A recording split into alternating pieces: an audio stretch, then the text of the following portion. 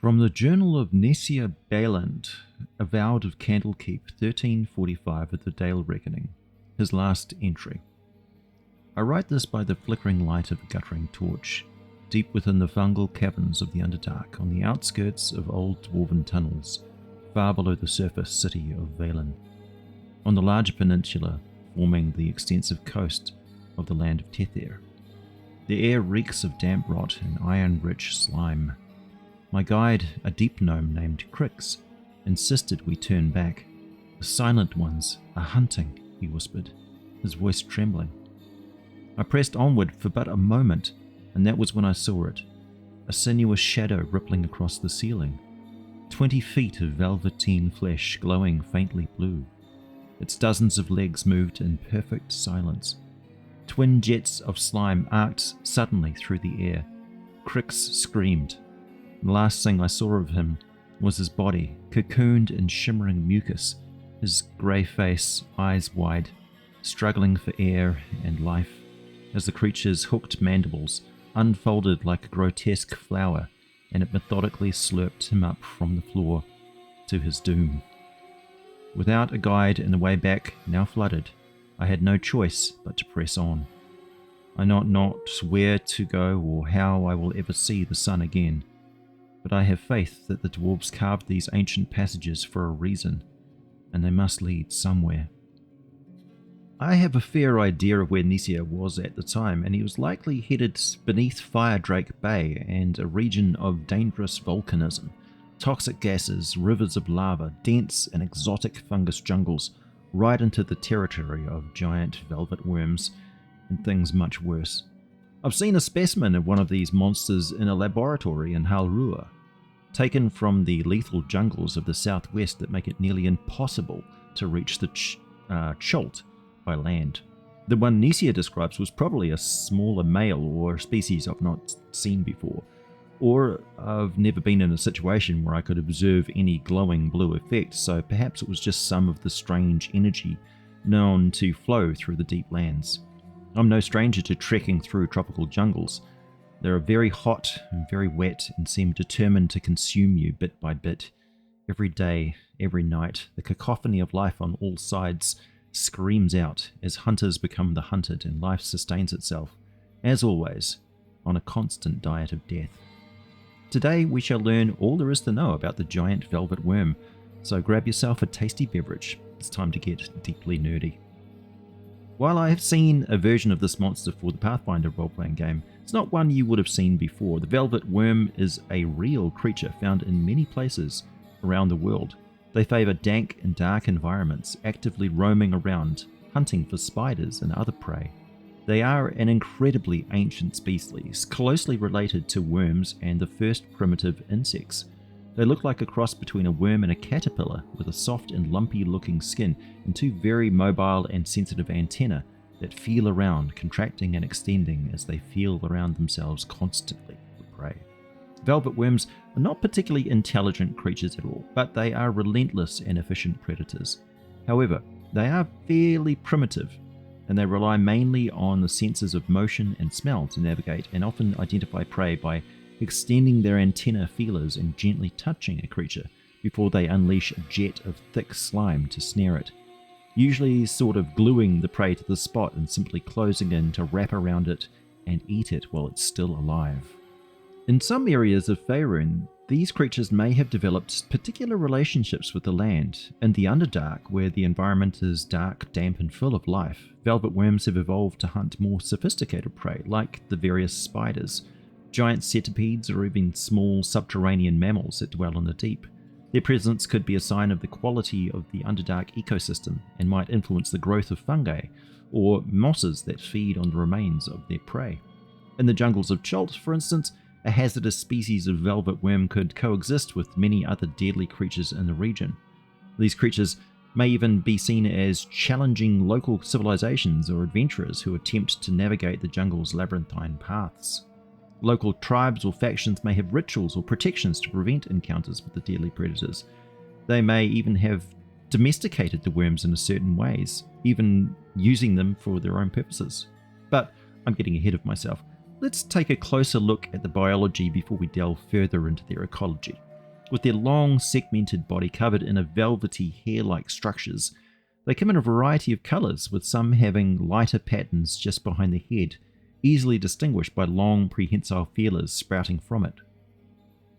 Right at the base of those are two tiny eyes, easy to miss, and the mouth is usually just a simple gap, not very interesting when it's not in the process of feeding. Their body is typically 6 to 12 feet long, but they will eventually reach up to 24 feet in length and a few feet wide. They are heavier than they look, with a very fluid and flexible internal structure, as they don't have any sort of skeleton. Even at just 14 feet long, they weigh around 900 pounds, and their 15 to 20 stubby, non-jointed legs end in chitinous, hook-like claws, so they are quite capable of grappling and pinning a humanoid, even if they move relatively slowly compared to something like a giant centipede. The first stubby pair of projections beneath their feelers are the nozzles that spray out a large quantity of their infamously sticky slime. And the stuff is not just very sticky, it's capable of immobilizing a humanoid. It also has digestive enzymes in it that can burn and even over time dissolve stone, corrode metal, and break down pretty much any organic material. Internally, they are very primitive organisms. On Earth, they have existed since the first creatures crawled out of the oceans, and in fantasy worlds, they have remained and thrived in isolated spots like the thick jungles of Mastica and the fungus forests of the Underdark, and the great and dangerous southern jungles of Faerun, and even the heart of the most ancient forests have their own unique subspecies with slightly better sense of vision than their underground cousins, who can really only distinguish between light and dark and not any details. On other worlds, they exist wherever the Feywild, Arborea, or other lush dimensions cross over into the mortal plane, and some have been deliberately introduced to control populations of giant spiders, as the velvet worm's hydrophobic skin is also quite resistant to getting snared by sticky spiderweb, and their primitive internal chemistry, segmented circulatory system with hearts pumping as long as they keep their stubby legs moving, is very robust and can withstand most forms of venom. Most spiders will flee their webs and lairs, leaving the velvet worms free to consume their nutrient-rich egg sacs. The reproduction of velvet worms is interesting. They produce eggs but gestate them internally for a long time, at least 7 months, and give birth to live, fully formed young that are already several feet long and stay with the parent for a while, riding around on them. While normally solitary predators constantly on the prowl for prey, they are also known to congregate as groups dominated by a larger female. This may be a sort of harem or pack, but it's not really fully understood why they do it, other than there being less competition in a stable and lush environment, like a fungal forest rich in vermin that allows them to hunt and feed together, combining forces for mutual defense when required. As they don't eat fungus, they are sometimes raised and kept by myconids, who treat them like pack beasts and protectors, but as with many other races, the fungus folk also make use of them for many alchemical recipes, and it's this protected sort of situation where you can find the oldest and largest of their kind, with some living for several decades and growing up to 30 feet in length, massing several tons. The body of the giant velvet worm is a treasure trove for alchemists, artificers, and mystics alike. Each part of the creature offers unique properties that, when harvested correctly, can be transformed into potent reagents or magical items. The quick hardening glue secreted from its oral papillae is prized as an ingredient in crafting waterproof adhesives, trap mechanisms, and even magical binding agents. Master alchemists have been known to incorporate the slime into potions of entanglement, enhancing their capacity to immobilize foes, such as enhanced versions of the Tanglefoot bag. Their luxurious yet durable skin, when tanned and enchanted with reagents, produces a material known as velvet hide. This is used in the crafting of armor and pouches that provide natural resistance to moisture and minor magical effects. It's also highly prized by drow elves and illithids for the tailored flowing robes and cloaks they sometimes wear, which keep them free of mud, strands of web, and so forth. It's also quite plush and not too thick, as it's very warm deep underground, and heavier leathers can be uncomfortable and prone to deterioration due to all the fungus and rot down there.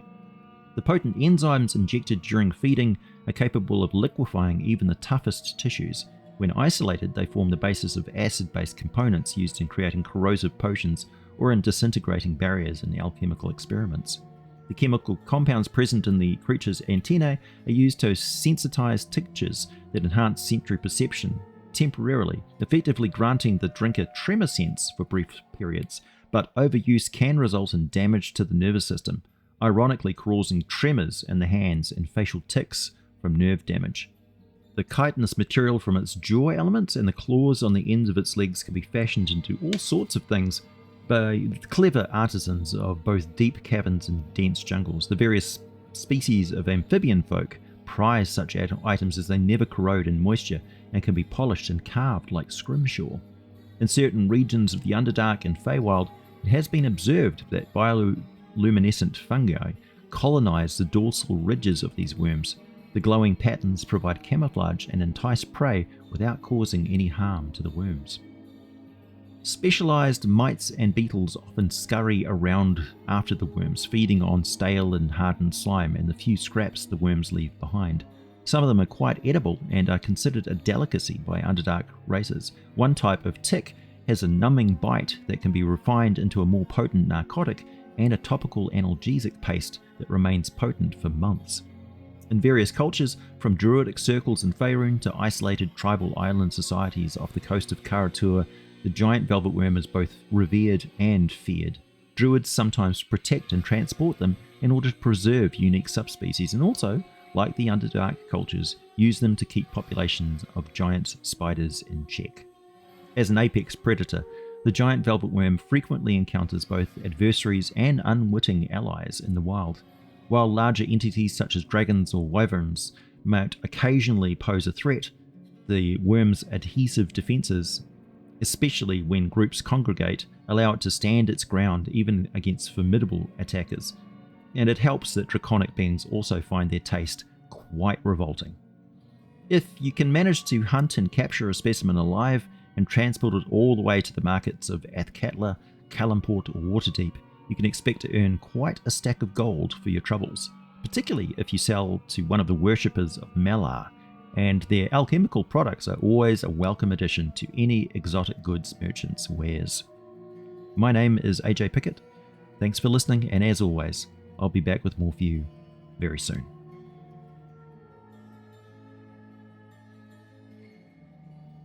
Vagabond is a D20 based rollover system laser focused on practical play, character customization and lowering mental load.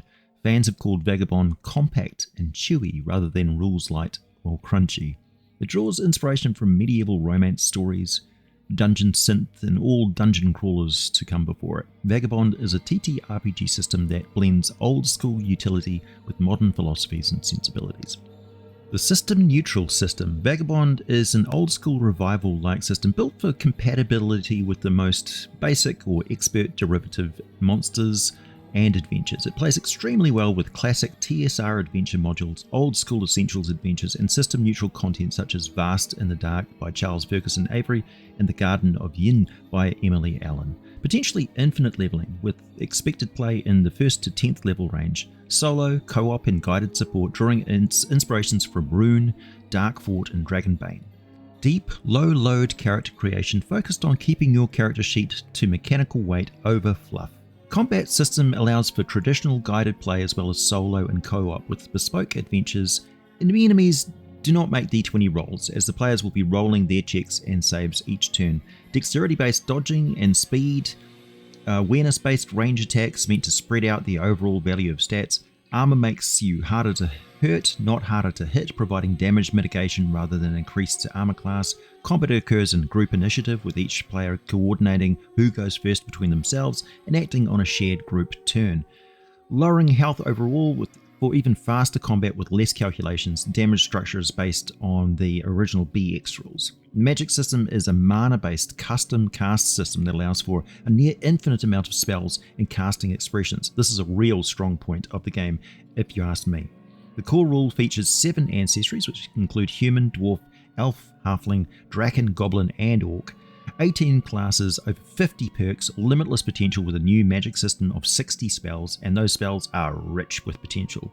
Full relic power system and crafting, human-made artwork, 200 plus stat box of classic and new dungeon crawler monsters, quest-making support, solo adventure with the Ruinous League, and it's back in Kickstarter right now for a boost of an extra 1,000 copies into the hot hands of fans who have been waiting for this system from Terran Pounds, Indestructible Boy, one of the leaders in the charge of the fight against corporate control of our hobby.